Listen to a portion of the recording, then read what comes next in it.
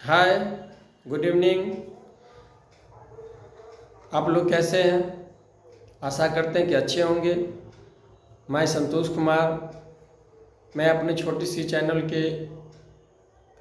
Channel launch किया हूं जिसका नाम Arya coaching centre and art class है।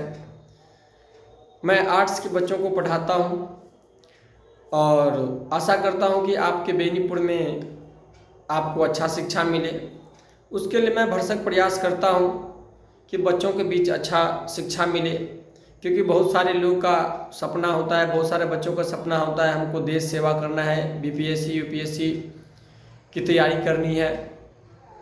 सपना वो देख लेते हैं, लेकिन उस सपना को साकार करने के लिए कहीं ना कहीं बहुत बच्चों जो गरीबी में है वो बाहर नहीं जा सकते हैं। और उसके बाद सबसे बड़ी बात होती है कि उन्होंने मतलब कि गोल को क्लियर नहीं कर पाते हैं कि हमको क्या करना है और क्या आगे करना है। इसके बारे में वो कहीं ना कहीं डिसीजन नहीं ले पाते हैं, जिसके कारण क्या होता है कि वो पढ़ते रहते हैं, पढ़ते ही जाते हैं। इंटर करने के बाद ग्रेजुएशन करते हैं, पीजी करने के बाद कुछ नहीं कर पाते हैं।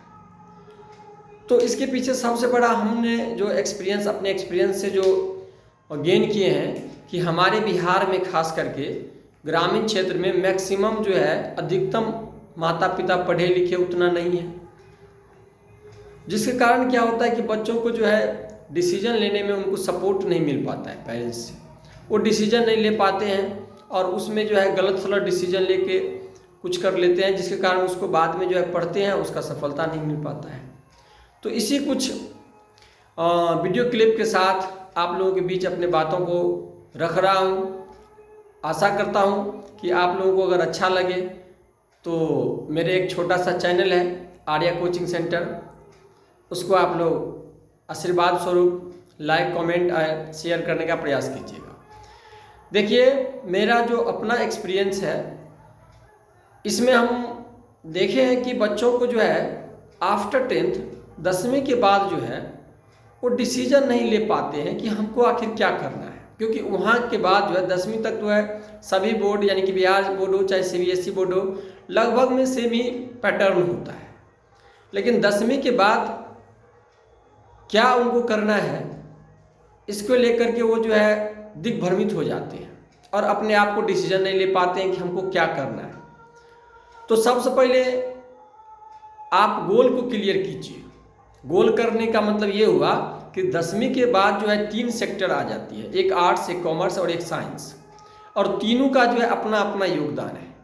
जैसे अगर आप साइंस रखते हैं, आप बहुत अच्छे पढ़ने में हैं, आप बेसिक अच्छा से पढ़े हैं, शुरू से आपके पढ़ाई लिखाई अच्छा से हुआ है, उसके बाद पेरेंट्स भी फाइनेंशियली मतलब कि मजबूत है, तो आप साइंस रख के अपना डॉक्टर इंजीनियर के क्षेत्र में आप अपने भविष्य को बना सकते हैं।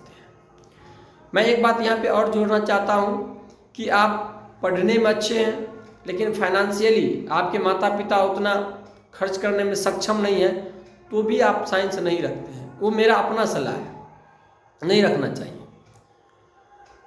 क्योंकि आप रख लेंगे फिर बाद में जो है आपको आगे बहुत ज़्यादा दिक्कत होने लगेगी, पेरेंट्स से सपोर्ट नहीं मिलेगा, पैसा की दिक्कत आ जाएगी, जिसके कारण जो है अपने पढ़ाई को आप बीच में ही ड्रॉप कर देंगे।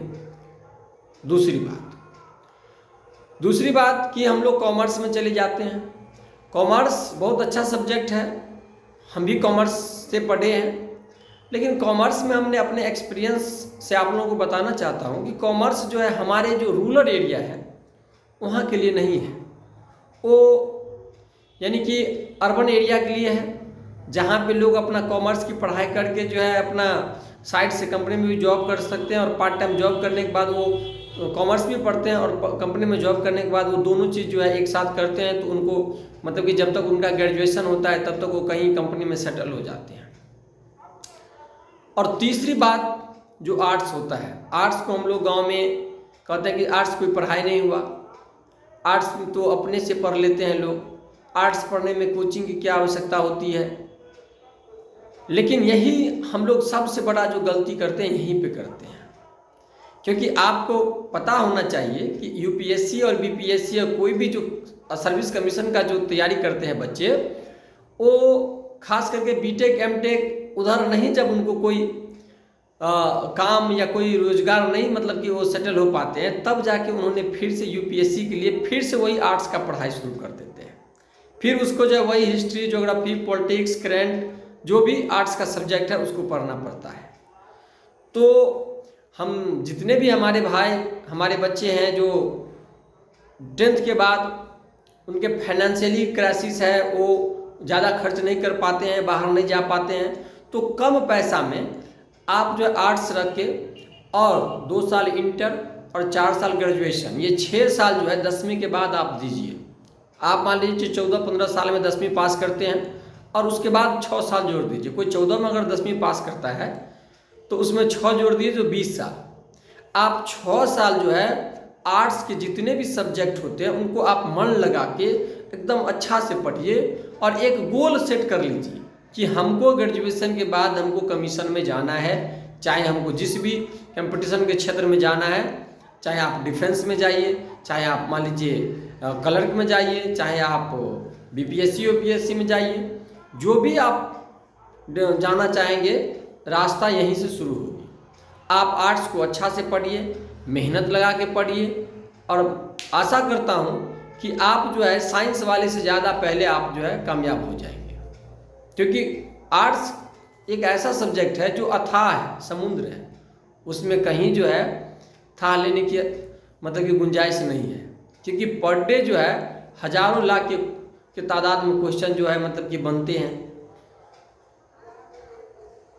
उसके बाद जो भी व्यक्ति या जो भी बच्चे बहुत ज़्यादा डिप्रेशन में चले गए हैं, हम सर क्या करें, हमको पढ़ने में अच्छा नहीं लगता है, हमको पढ़ाई को छोड़ देना चाहिए, हमको अर्निंग करना चाहिए, मैं उन सभी बच्चों से हम्बली रिक्वेस्ट करना चाहता हूं कि आप मेरा नंबर नोट कर लीजिए 9031516072। मैं एक बार नंबर फिर पुनः बोल दूं 9031516072।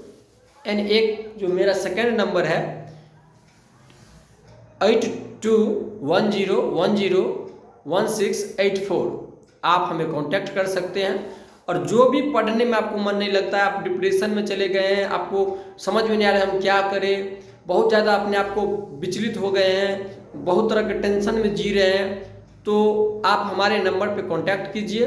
और मेरा जो क्लास का जो मेरा जो कक्षा जो चलती है बेनीपुर में, वो बेनीपुर मदर टेरेसा रोड मंगल चौक के समीप, आप हमें कांटेक्ट करके मिल सकते हैं। आशा करते हैं कि आप जो भी डिप्रेशन में है, बहुत ज़्यादा टेंशन में है, बहुत ज़्यादा आप मान लीजिए अपने आप से मतलब कि कुछ करने को फुरा नहीं रहे, हम क्या करें नहीं करें, पेरेंट्स से मतलब कि आपसे नाराज़ है, आपके वजह से आपके घर में बहुत ज़्यादा मतलब कि सभी लोग टेंशन में जी रहे हैं।